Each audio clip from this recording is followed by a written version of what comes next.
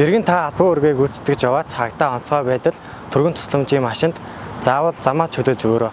Учир нь Зөрчлийн тухай хуулийн 14-ийн 7 замын хөдөлгөөний аюулгүй байдлыг зөрчин, жолооч замын хөдөлгөөний дүрм заасан, даван ирэх бүхий тээврийн хэрэгсэл зам тавьж өгөх шаардлагыг биелүүлээгүй бол хүнийг 20 нэртэй тэнцэх хэмжээний төгрөгөөр торгоно. Та зөвшөөрөх хэмжээс илүү хурд бүх хэтрүүлээрэй.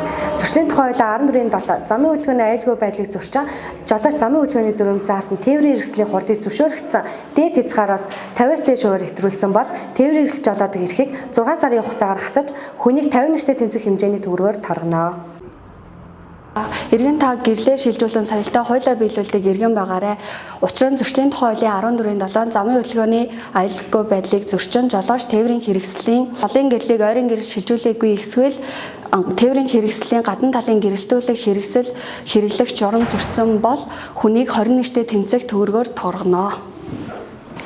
Иргэн та Зөрчлийн тухай хуулийн 14-ийн 7 замын хөдөлгөөний аюулгүй байдлын дүрм зөрчиж, бусдын эрүүл мэнд эд хөрөнгө хохирол учруулсан эрүүгийн хариуцлага хүлээлгэхээргүй бол таныг 101-тэй тэнцэх хэмжээний мөнгөнд нүгээр торгоно. Иргэн та жолоо барихтаа хөдөлгөөн тутас бүх хэрэглээрэ.